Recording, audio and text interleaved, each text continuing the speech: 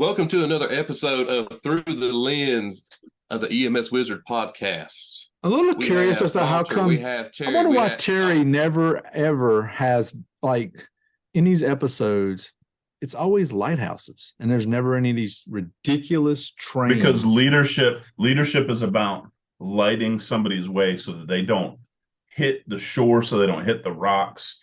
Because it's check yourself before you rickety wreck yourself. Because bad leadership is bad for your health. I think it serves as a warning that you don't crash into the industry that is EMS. Look at this photograph, because every time I do, it makes me laugh. Hey, Mark. Oh, no. Here we go. Just go ahead, Mark. I think there was at least maybe 2 or 3 copyright infringements somewhere in there throughout the whole piece. But it's fine. It's okay. Not with them 2 knuckleheads. Come on. Yeah, it'll be fine. So we're going to continue our conversation tonight. So we talk a lot about inspiration and motivation, in our classes whenever we're traveling and teaching across the state. So what is it that actually motivates or inspires you, Mr. Sheehy? Communication. To my inspiration is to work with our folks and to be better communicators, to be better, like we were talking about in the last episode, for them to realize what is inside of them, it's like Christmas morning. It's like Christmas morning, every class, every time that we have a conversation, whether it's at a conference, we're doing something, whether it's whatever and wherever it is, or some of the one-on-one interactions where we've done some coaching, we've done some one-on-one mentoring for somebody, and it's Christmas morning and that person unwraps their potential. And just like a kid on Christmas morning, I got the Barbie dream house, or I got this radio flyer wagon. Look how sweet this is. Now that's you, and look at the potential that you have, and look what you can do. Walter, how about you? I'll feed on that with you. I am an educator, have been an educator. Seeing that light bulb that goes off that Mark talked about last time as well. Even when you were taking the EMT or the paramedic and you saw them learn something for the first time, that gave you some inspiration that you were doing something correct. Same thing with the officers and the leaders that we are helping develop, because we're not developing them, we're helping them develop themselves, and Correct. We're helping them. As you had in your last week, I think you had the Cape Hatteras Lighthouse with the light going around. You're taking that dark lighthouse that they are in and making their light shine to pull out their full potential, which is inspiring to all of us that we're making a difference to be able to help someone to be able to improve and better their self. Because I don't want them to do it the Walter way. I want them to do it their way, to be able to look through that lens in a different direction. John, what about you? I think Walter read a book this week. I think he was inspired by Terry to read a book from Terry reading a book previous week. Walter doesn't read. That's the bad thing. Walter should probably read on occasion, but I don't read. That's the problem. Inspiration. I listen. I would say on the inspiration level, this is going to be one of those things. John, I think this is probably where you say that I'm your inspiration. And that's cool for you to say that in this public venue. My inspiration is this guy I know named Keith. He's been my best friend my whole life. I hope Keith listens to this, because you keep bringing Keith up. This is going to be your new thing. You keep bringing him Are you going to bring Keith up into week 3 too? He's not here. Does he have wings? That's what I want to know. Does he have wings? Keith is not with us. He is not. Walter has wings. I just want to make sure that Keith gets equal parts of having wings, since he's never there. Walter, who is with us, is your name, except when you're not with us. I'm here live and in person. I may have messed that up the other day. I clicked the wrong slide, and they had the angel wings before I said that you weren't with us. Terry, do you have a lampshade on your head? Yes. Why don't it's the lighthouse. What do you put on your head? Lighthouse. It's stupid. That dark lighthouse is trying to have a light on it, and Terry won't give it to it. Well, The reason it's Not dark is probably selfish. they didn't pay their power bill, and maybe they're going to build an EMS station there or something. Yeah. You'll tear it down. Tear it down. So back to your inspiration, John. Please tell me more. Yeah. So I'm gonna take a turn on this. I'm gonna look at it from the perspective of course. folks are, what are they inspired by? It always has to be different, Terry. Mm-hmm. I don't think folks realize that their inspiration is actually negative sometimes. Like maybe they don't realize that people like Walter, people like myself, who have worked a good deal of our career inside of education, specifically in community colleges, specifically in initial education, where we're trying to transform someone and get them. Look at that little bit in there. Transform your tomorrow. That's a good line. I read that somewhere. Mm-hmm. But I mean, when you're trying to transform them from the way that they think to the way that they should think as an EMS provider, we have to do that by giving them things that are negatively motivated, such as, you know, a drop in the blood pressure, a drop in the blood sugar, a change in the heart rate. And then we reward them because they recognize that. And so they're constantly looking for that negative thing, and they have to seek that positive inspiration, you know, and that's just it. So if I'm working and I've got a really good supervisor and I'm inspired by them, chances are I have a fear of being promoted because I don't want to lose my comfort spot. Like, I love my job. I love my supervisor. I would like to be a supervisor just like that person that has inspired me. But I have this fear of, like, if I do, I've now lost my inspiration because now I'm out there on my own doing my thing, and I don't know what that looks like, and I'm getting out of that comfort zone we talked about in the first episode. So I mean, I think the inspiration for positivity has to be sought after. At least that's how I see it. And if we're looking like my inspirations from things come from some, I mean, I think they're even negatively motivated to even get to a part where we all create and use these other folks to do, like our leadership academy, to do these officer classes like we go out there and do.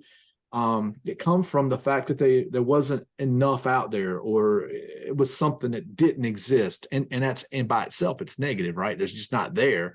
So people come and we just happen to hit the nail on the head and got it right. And Mark, you're one of the ones that came in later in the game for our, we were doing this, and then you took our class, and then you contributed so much with it that, you wanted to be a part of it, similar to several of the folks that have joined us over the last year. So what inspired you to do that, right? Don't say Sherry Sheehy. No, I mean, well, the first class I took was actually you and Terry were teaching. I can't remember where it is off the top of my head, but yeah, Terry was there, John was there. I don't remember Walter, and I don't remember, whether he was with us, but not. It was James Sprunk. It was James Sprunk Community College. We were doing our statewide. I don't think it was James Sprunk. Yeah. Oh, okay.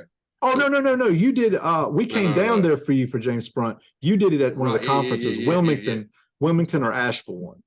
That's I come to one of the classes. I took one of the EMS Officer 1 classes in like 2019. I can't remember where it was. Yeah. And I remember sitting through the class, and at that point in time, I'd been training officer for our organization for like a couple of years at that point. And I remember at the end of the class thinking, man, where was this class like 5 years ago? 7 years ago, whenever I first became an assistant shift supervisor. Yeah. Right. Where I had to learn a lot of those things the hard way. And, just trying to do the wrong thing, doing the right thing, figuring out the differences between the things. And it was like this. Here's the keys. You got it today, right? Here's the keys. Mm-hmm. You good? Yeah. You good? All right. Call me if you need me.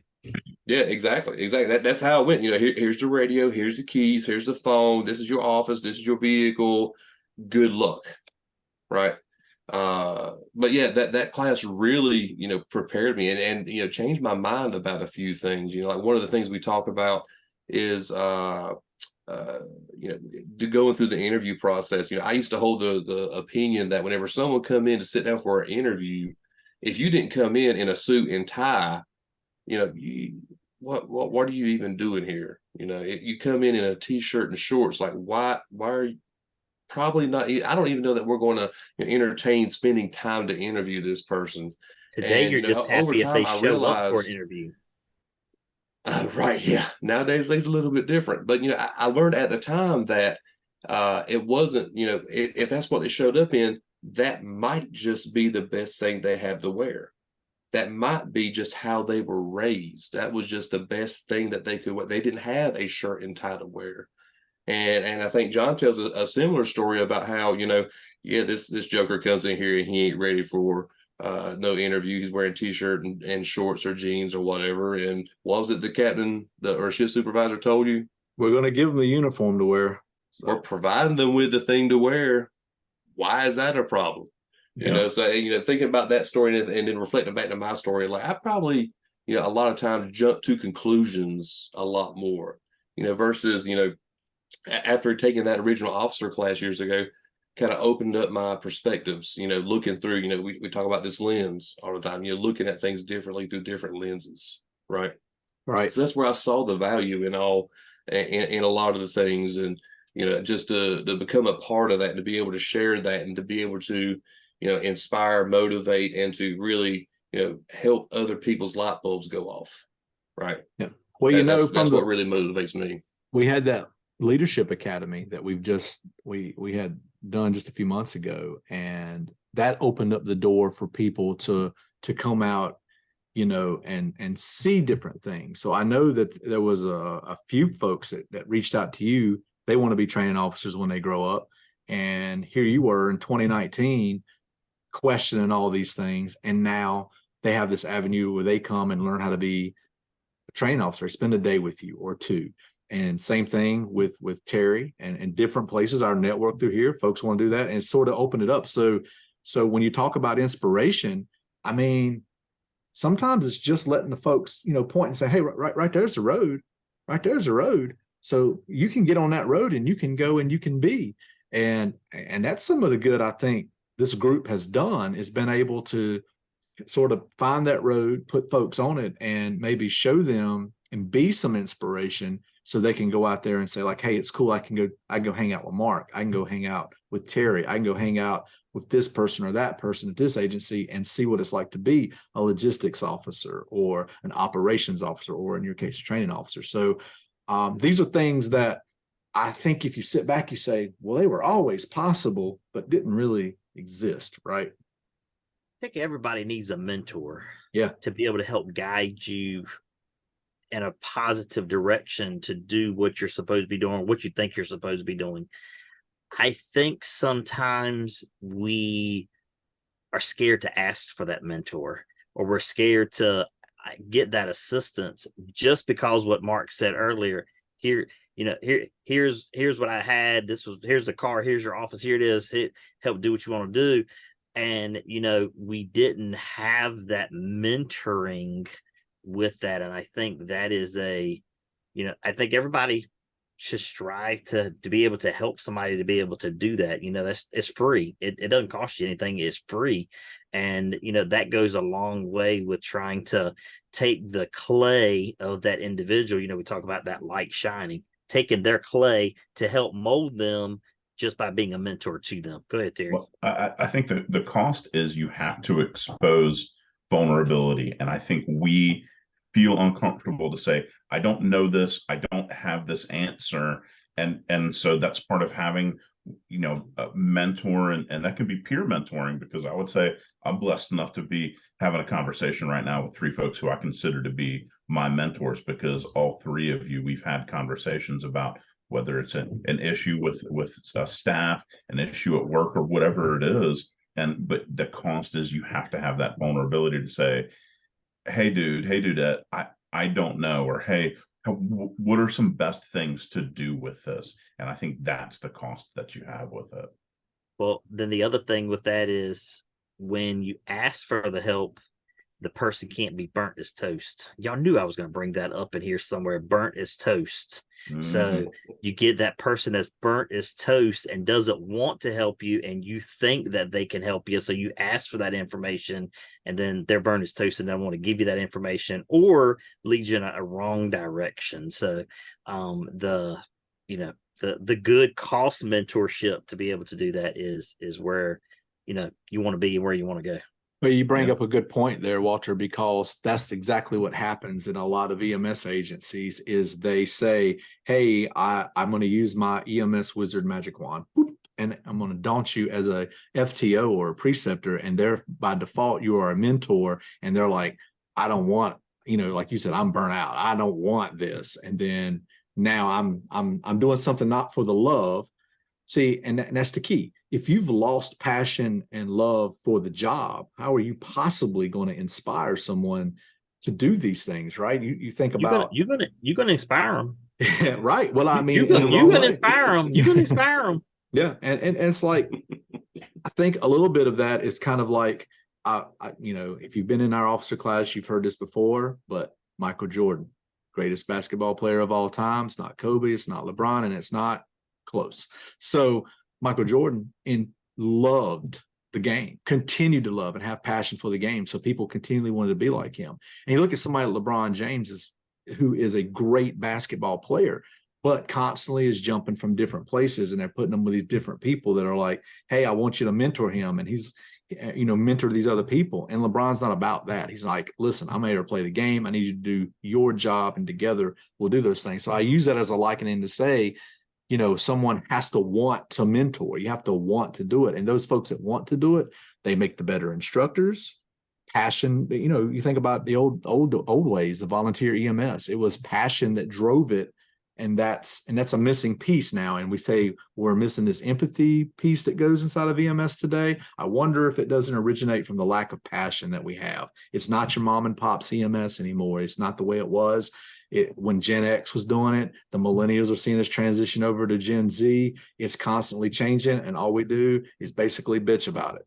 And that's the problem that I think we're now as managers having to look at is like, how are we going to navigate that, and, you know, and raise the people to look at things through that right lens. No, I agree. I was shaking my head the whole time. I agree, because burn is toast. I'll say that's it. Burn is toast, and that's you know, and I'm with you with some of that volunteer stuff, because you know, I don't want to be bad when I say this, but you get some people here for money and here for money only, and they jump from place to place to place. And you'll hear me say this before too. They'll jump from your county to another county for 15 cents. Mm-hmm. Well, when you were volunteering for free, you didn't jump to anybody else because you were still paying free. You were still getting the same amount of money. And, you know, the drive or the inspiration, the motivation, there you go, was in a different direction than today. And, you know, I that doesn't just start with the new EMT. That goes all the way from the top and down. Well, I think it's a viewpoint, and it still exists in some places as we travel, as we see places. You can clearly tell the agencies that are leasing their employees who are there to do the job, and then they're out. And then you can see the agencies where somebody says, my mom or daddy, they live in this community. I'm working overtime. I'm working these hours, or I'm doing this because I want to make sure that I'm serving my community. Correct. I don't want to be embarrassed when somebody doesn't get the help that they need. Hey, I still work today for the agency and the county that I started with in 1995, because my family lives there. And that is why I do that, because that's my community. Even though I don't live there anymore, they're just across the, 10 minutes from me, but they're still I consider them my community still. Me too. I work in the same place that I've always worked in. Nobody believes that. Bag with dead silence. Yeah. John, Terry Sheehy with 1 25-year pen and John Wilson with 25 1-year pens. Because he gets bored. I told y'all a long time ago, he gets bored. He gets bored with some project. He's got to find another project to work on. John is a project person. He makes the change. He makes the change. He makes the motivation, and he moves forward. Since you brought it up, I would like to announce my retirement from the podcast. On number 2? He's made it through that 2 was quick. podcasts. My money That was was on number quick. 3, I but was at Lee. I thought we might Yeah. get 4 out of him. all right. How's that let's Sonic bear? let's hit this one last thing. Let's kind of wrap this up here a little bit. So, out of all the things we talk about, because we talk about a lot of things, through the officer series, through the leadership program, if you had to pick one lesson, what's the most valuable lesson an EMS officer can learn? We'll start with Waller. Let's go with Waller. Do I have to pick a lesson from EMS officer? It could be anything. Man. Okay, It could be good. whatever Okay, you good. want Because it to be, I don't want to pick one of them. Walter's lesson is budgeting, and don't mess up his background. Don't mess up my presentation either. Don't mess up my presentation. So I'm gonna use the lesson of a sponge. And the lesson of a sponge is going to be sponges come from the store dry. So sponges don't do anything while they're dry except sit up there on your sink and do nothing. At some point in your life, every day in your life, you need to be the sponge to soak up the water. The soak up the water is going to be learn something new, pick up something new, get some new information, read a book, John Wilson, listen to a book, Terry Sheehy, whatever you want to do, but to be able to continue to learn. So the sponge of picking up the water is continue to learn. Don't ever forget to stop learning, because then you're going to get behind. I've got 2 things. Do what? I've got 2 things. Number one, does this sponge have a name, and is it Bob? No. Okay. And so was this in the book? And was this in the book? Hey, it can be Lane. So the second thing I have, John Wilson, shut up, is going to be sometimes you have to be able to squeeze the water out of the sponge. And you've got to be able to take the knowledge that you get while you soaked it up to be able to push it out to other people to be able to help them along. So you can choose to be a dry sponge, or you can choose to be the wet sponge to pull it up and to push that information out to other people. And I think sometimes when we get into the positions that we get in, we forget of what our real purpose there is, to continue to learn and then to be able to share the knowledge that we get, and we become that burn as toast when we do so. So be the sponge. There's my line for today. Be the sponge. As an officer, if you was a sponge, I can think of several officers that I've known that I like to squeeze the water right out of. And make them dry again? Okay. They were already dry to begin with. They were already dry to begin with. They didn't have anything else. Some weren't moist, correct. None of you guys that are listening to this are that way. None of you guys are listening to this. That's just John. None of you guys are like that. We know we're all good sponges. Some of those guys were named Bob, by the way. Go ahead, John. Give me your lesson here. Let's see what book you read today. Well, I didn't read a book today, but I was going to stick to the script and pick something. And I think what we sum up in the 10 shots of wisdom at the end of EMS Officer 1 sort of is the take home notes on that. And I would say safety. Most everything that we talk about, what's a manager for? What's a supervisor for, if not for regulating something for safety? So if you take your sponge idea and the person does grow to learn. He wants to use my sponge idea. That's what sponges are used more than once. And sure. As long as you put them in a dishwasher. The purpose of them, and what you're going to use them for when they do soak up all of this water knowledge that they have, is every rule have safety in mind, right? So you're going to have this safety aspect. The reason you have a spotter, the reason you have all these things that you do inside your organization has some level of safety that goes with it. So I think when you look at incidences that happen, and we look at North Carolina specific incidences constantly in our officer program so that we can learn from them, how many of those instances have safety in mind of them? Every single one of them has some level that there was a safety issue that was either violated, ignored, or something. And To me, that's the officer's thing is forget about, it doesn't matter how academically smart you are, what certifications you have, what experience you have at XYZ, what agency you're at XYZ. Do you have safety in mind of your people? That's the thing about it, is if you're sitting there thinking about, self-glorification in something, or I'm applying for this job because it's posted and that's what I want to be able to do that. If you're not thinking about safety when you do those things, then I think you might be in it for the wrong reason, sponge or no sponge. So, but that would be the same way with the sponge soaking up all the safety knowledge, but then you're not applying any of it. So same thing. Sure. Sure. Terry, no one wants to hear you. We're going to skip Terry. Back to Terry.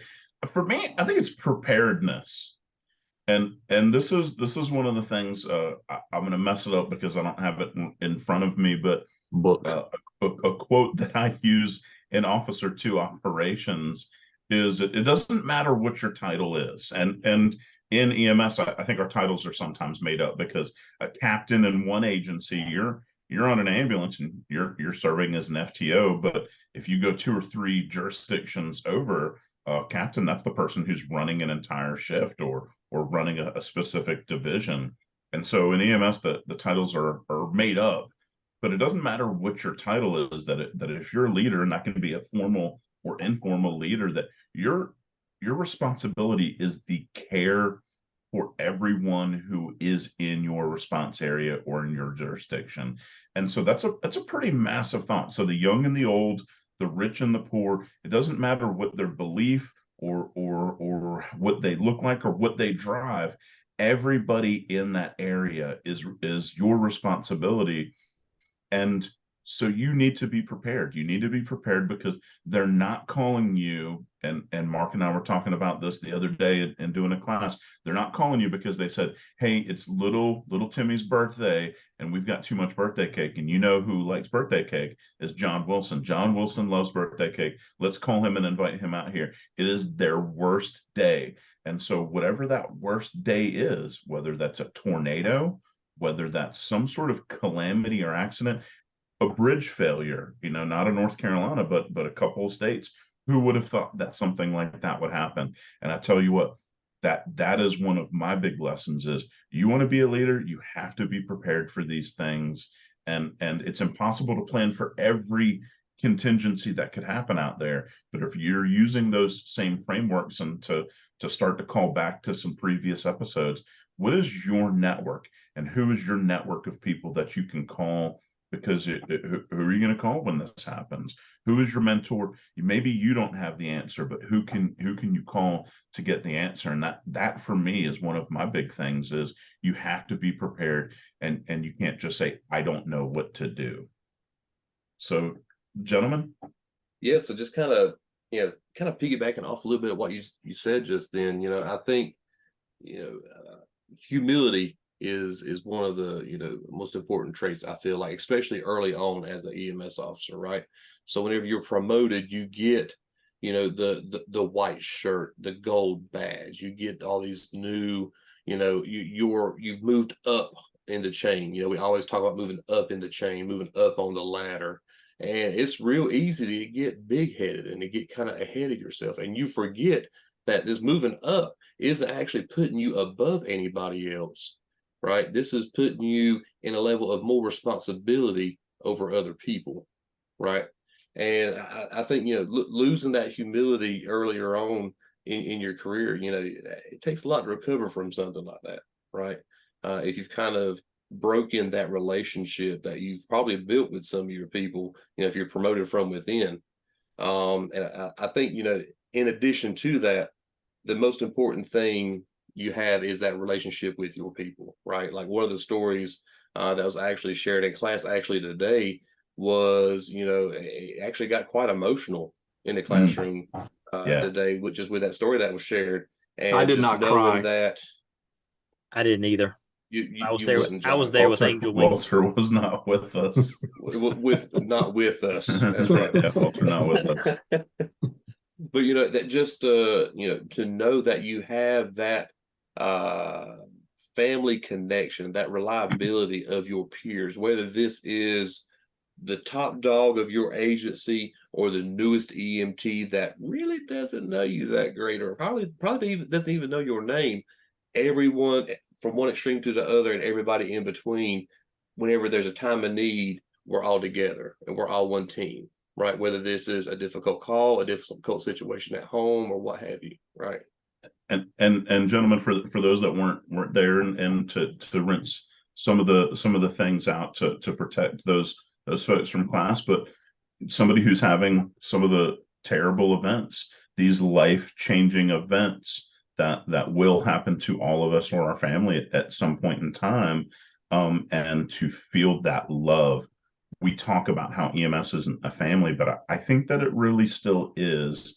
And some people will talk about servant leadership, and sometimes they get it wrong, and they will say, well, I'm the leader, these people are here to serve me. I think in this instance that we talked about today, that was true servant leadership, because these were the leaders who said, hey, my people, my folks, what can I do for you? You're going through this. And it's easy sometimes for us to put this wall up and to say, I'm good, I don't need anything right now. But to be there to take care of your people in that tough time, that is that humility to say, I'm not too good to just show up at your house, and bring something to eat, and to just sit with you and say, hey, how are you doing? What can I do for you?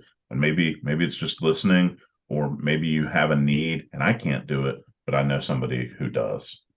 So a well-prepared sponge that is safe with humility is what we're summing up this episode with. Yeah, sponge that's prepared to wash dishes. So you gotta have safely. Yeah, safely. And they're humble about it. Safely. Yeah, they're gonna do it. They're gonna do a good job. Wash the dishes. I'm gonna be here next time in spirit with my angel wings. You should. I have an angel dress you can wear. I'm not wearing a dress. I don't know why you have an angel dress. I might not use any more analogies using the sponge. This is my last episode. Thank God.